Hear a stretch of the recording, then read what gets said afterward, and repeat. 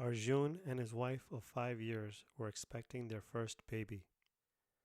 He was gracious enough to inform me of their baby's impending arrival and also noted that his wife and child were healthy at each wellness checkup, but they were horrified on the day of the baby's birth.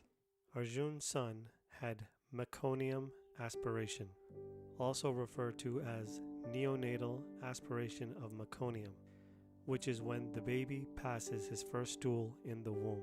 This stool is thick and tarry, with potential for being ingested. Arjun's son ingested 1 liter of meconium, which did not present itself until 15 minutes after he was born. He was born gray-skinned, not breathing, or crying. His APGAR score was a 1.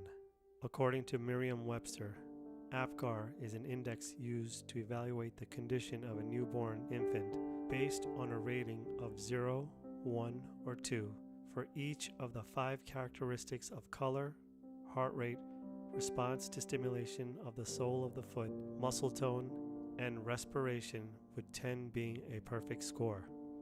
The medical staff had to resuscitate him while pumping fluid out of his stomach and lungs.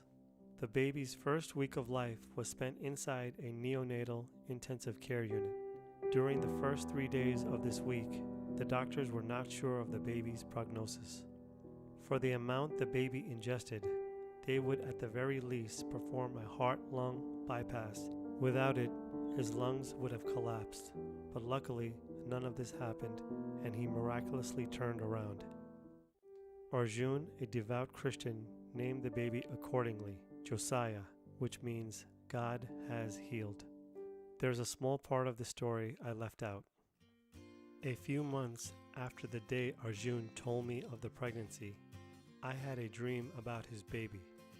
In this dream, I was in the middle of an interaction with Arjun.